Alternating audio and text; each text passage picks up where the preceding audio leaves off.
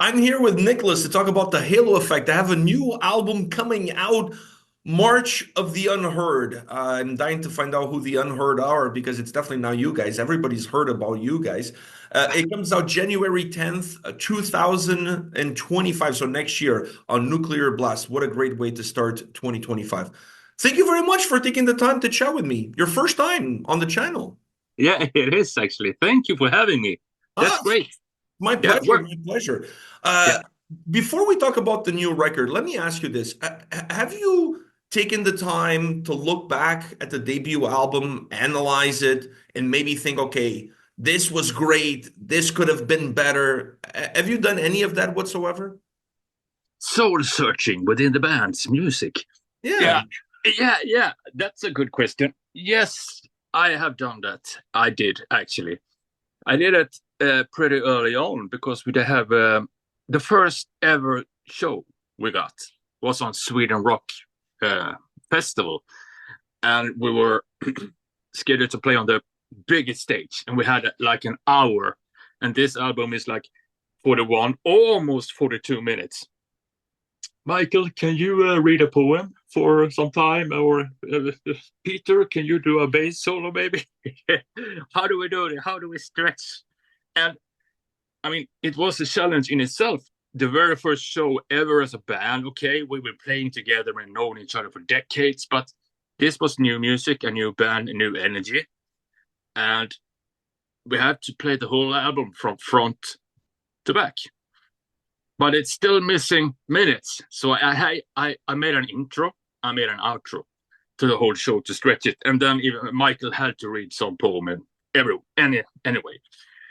Um, but that intro we kept that for 96 shows because people seemed to like it and we liked it, and we had the marching band Göta Lejon, which is a huge marching band here in Gothenburg. And we used them for the recording for the album later on,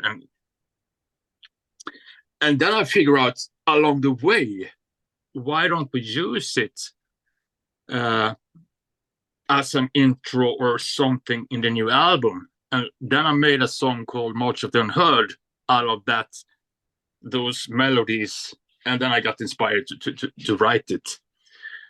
And I think that we never stop write music uh, um, because it was always a something with the shows, and it was always something in the studio. Um, that's, I mean, we had the ability and the time to actually just. We started out with this is a long question, long answer. Sorry for that. We started out with making the first song was Gateways, and then Shadow Minds, then Feel What I Believe. That kind of paved the way. All right, this is what we're doing. This is our style. This is what we know and always played. Let's go for it. And then along the way, as we did the shows, we kind of wrote, and we kind of surfed on the positive energy from Days of the Lost and all the meeting all the happy people when we were touring, and it made it easy to just have fun with it and don't overthink, and just this is where we are now. I hate the word matured. Yeah, we are vampire old. But it feels like that. This is the next step for the halo effect, I think. This is the fruit of hard labor and tons of touring and playing shows. It's funny that you explained that story there because when my son and I checked out March of the Unheard, the video, it has that intro. And then afterwards we're like, did they forget that they have Michael in the band and he's supposed to sing? Because it's like two guitar players having a fun time Yeah, enjoying yeah. themselves. And I'm like, I think Nicholas and Jasper completely forgot that Michael's in the band. No, we like the intro melody. Da, da, da, da, da, da, da. Yeah. Um, so we just roll with it. And then, of course, when Michael heard the song, it's his magic. Out, I leave it out. I start there and I go here and there with it. So it felt natural. But the funniest thing is that along the way, along the process of writing the album, we kind of came up with this idea. Why don't we do a acoustic song on the album, which could end, and we could use melodies that's been used throughout the whole album as a medley. That's what Coda came about. And we have Michael's vocals soaring along with um, Julia, a great singer. And then we have the cello and the violin, and of course the acoustic guitar. Um, and that, I think, turned out really, really cool. Melancholic, but still bright in its color, I think. Yeah, I agree with you. I think you guys have. First of all, let me say this: when you listen to the Halo effect, it's immediately obvious to me that it's two guitar players writing the music because it's very guitar focused with great riffs, great melodies, really propelling the songs forward. How is that partnership with you and Jasper when it comes to writing music and working together? It's really funny. I mean, we known each other since the seventh grade, and he was a huge Iron Maiden fan. I was into Priest and Dio, and then we found King Diamond, Creator, Anthrax, of course, and those were the formative years. And then you move ahead, and then you explore new music, and you learn stuff along the way. But it's so funny when we when we get together to play or making some music. We always coffee and some pastries, and then we talk about these albums. Somewhere in Time, we talk about Creator, Extreme Aggression, Coma of Souls, Pleasure to Kill, of course, and then we just go for it because we have so much fun. Or maybe I will have a skeleton of a song, and he came with an idea. Oh, I gotta try. I gotta give me the guitar now. It's so instant and so impulsive. Yeah, of course. Here's the guitar. Then he can come up with a melody that is like, wait a minute. It feels like it's always been there. And then, oh, I hear a harmony. I need to do it. Give me the guitar again. Then he puts on a guitar, a harmony to that. So it's kind of open. It's kind of positive energy. Um, we don't overthink. We tend to stay on that path and just surf the wave of positivity and keep it like that. Yeah, we are kids in a candy store, just enjoying our metal and try to make the best possible music. You mentioned earlier that you guys, by creating those songs, you discover what the DNA of the band was and you just went with it. So, knowing now what the DNA of the band is, when you guys are jamming, is there ever a riff that would come up and you'd say, okay, for as good as that riff is, that's not who we are as the Halo Effect? Have we? No, I don't think so. I don't think so because no, not what I can remember. It's always something, and as long as you can have the answer to why are we doing this song? Yes, because Angelo Rock of King Diamond did this song. Yeah, okay. I mean, then you jump in on the song. Uh, and B, we just feel it. This feels natural. This feels so, and then it's a little bit in our flesh, in our hands, and how we play things. And I think we complement each other really, really good. The whole band does. When Pete and Daniel comes to put on their magic, it's their sound, and Michael, of course, this poet and artist with his lyrics and vocals. So everyone puts their magic to the table, and we do not interfere with each other. We let because we trust in each other. We have done this for so long, and it's if I come up with a skeletons of a song and yeah, this sounds cool. Can we maybe do that twice and cut down on that? Yeah, go for it. And then yeah, here's a Halo Effect song. Wow. You've coined the phrase "obey the riff." Yeah, I gotta ask you, what does it really mean to you, obey the riff? obey the riff to me. Now I'm getting really deep here. No, uh, to me it's life. To me it's happiness. To me it's everything positive. To me and to many other people. I mean, I can ask you, what's your favorite album? Can you can Of you all say time? that? What? Of all time? Yeah, that's hard one. That's but you have like four I, seconds. Sepultura, Arise. Oh yeah, exactly. Sepultura Arise. That brings memories, right? You were Yes. there, you were first day buyer, kind of, and with your friends you went in, long haired, and you, I guess you saw them on that tour or the tour after or something like that. Yeah, I saw the music video for Arise on Headbangers Ball. Yes, me too. Yes, and I was like, load and the telephone. Oh, what did you see it? Did you see? Yeah. And you were exactly. That's I think that's the core of Obey the Riff, because then it leads to a conversation, then it leads to love, music, and in general, life, because you remember where you were, mom and dad, what place, and all these things. And it's to us nerds, music and riffs, it's important. It's really important. I mean, next time we meet up, let's talk about King Diamond, Sepultura, Morbid Angel, and we will need tons of coffee and a lot of hours. And a lot of pastries. Yeah, yeah, a lot of pastries as well. Yeah, so that's the core of Obey the Riff. For me, it's life and happiness and feel good. Wow, that is really deep. I didn't think you were going to go that deep, but that's a very philosophical way of looking at it. And I feel what you're feeling. Those memories, those that music that brings back in all of us. I think Yes, it's priceless. It really is priceless. it is. It is You really. know, it's like going to see a band for the first time, or the memories that you capture at that show with your friend, and to me, those are the things that will live forever in your memory. So whenever you hear that song, immediately you get transported in time to that space, to that place where Yes, you were. yes, exactly like that, and Nothing that's so better than beautiful. that. There's Yes, nothing better than that. Uh, like why did you guys name the album March of the Unheard? Because you guys are definitely not unheard of. Hmm. that. Yeah, like, you have to ask Michael about that one. Who is the overlord of lyrics and vocals?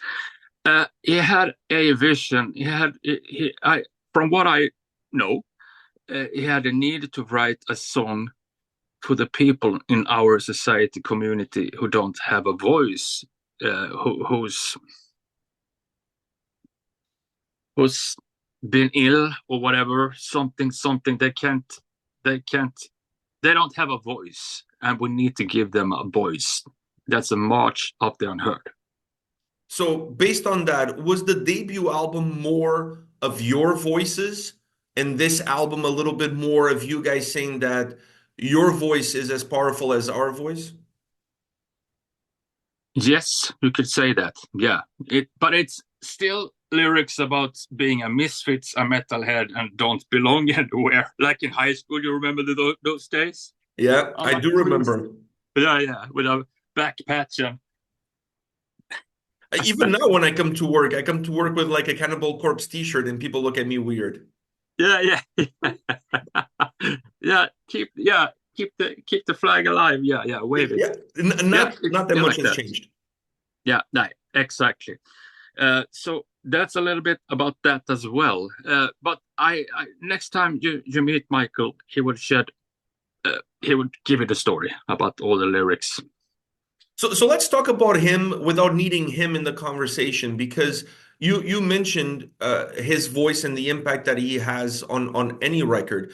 The work that he did with Cemetery Skyline is very different than what he had done with the Halo Effect, what he had done with Dark Tranquility. Is there a little bit of that Cemetery Skyline, Michael, dripping into this Halo Effect record? Wow. No, I don't think so. I think that this is the way he sings. Very beautiful baritone with a little bit of David Gahan, Depeche Mode kind of vibe to it. And he's been singing like that for a long time. I think the big difference is that Cemetery Skyline is more of a goth band with pop arrangements into the songs, and he can use that kind of vocals throughout the whole album and throughout every song, which just sounds great. Mhm. I think that's the difference. Now he's using it the whole time. With you guys, there's different demands. Yeah, if he feels like it, he uses it.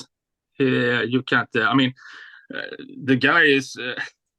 He's, I mean, he can be in a vocal booth, put in some great vocals, and it sounds, yeah, Chuck Schuldiner, Mille Petrosa. Yes, yes. Oh, you have it. Yes, your favorite team have just scored a goal, and then it just, I don't feel it. It's the wrong word.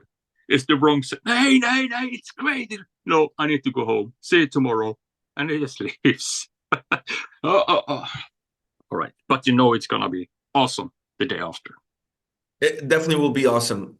He's one of the best in the business, in my humble opinion. I have him in my Mount Olympus of singers. He's absolutely outstanding. Now, the Yeah. sound on this album, I've read some press clippings that always come with the announcement of a new album release, and I see the word progressive. I see the word rush. Um, you know, is this album a little bit more progressive than the previous record? Wow. Yeah, I heard it from a friend as well. It's not something that I have thought of or we have thought of. I think is a little bit more of everything, more melodies, more solos, um, maybe a little bit more. But I had, while I was writing and recording my parts for this album, I was thinking about King Diamond, Abigail album, Them, Conspiracy, and my favorite guitar player, Andy LaRock. I What just was saw Andy them LaRock? a week ago. Oh, you did? That was great, right? Yeah. Yeah, Oh, yeah, yeah, yeah, yeah. yeah. Oh, oh. I'm not worthy. It was amazing. Yeah, exactly. So I was thinking about those album, just having it here, the vibe and what impact it made to me. So maybe yeah, maybe it is a little bit more progressive, but I didn't think of that. Do you see yourself when you pick up the guitar and those riffs come out? Is it you playing the guitar or the guitar using you to get the riffs out of it? Yeah, that's a good question because yeah, that's a very good question. I have a friend of mine who is sometimes he's just, damn, I don't have any inspiration. I just order the new Frankenstein Van Halen guitar, and then it comes, yeah, I got some new songs coming. so, so yeah, I think it's a little bit like that. It is. The songs live in the guitar, not in you. Yeah, yeah, it could be. Sometimes it is. Yeah, it really is. It's weird. You, It's weird. you've done so much. You've achieved so much. You've played at the biggest festivals, tour all over the place.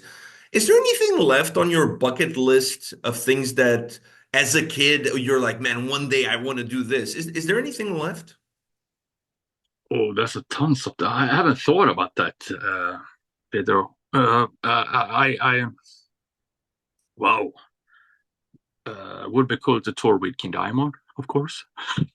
That would be cool. No, I'm so blessed to be able to do this and to be able to talk to you and have a new album out and be doing this touring once again and to meet all these wonderful supporters of the band.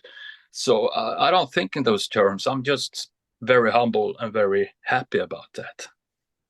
I don't think I've ever asked Michael this question when I talked to him about the halo effect, but as you know, you probably know, you see people commenting. The moment you guys released the first song on the first record, the two words in flames came associated with everything that was that first single. Does that bother you? Not at all. No, not at all.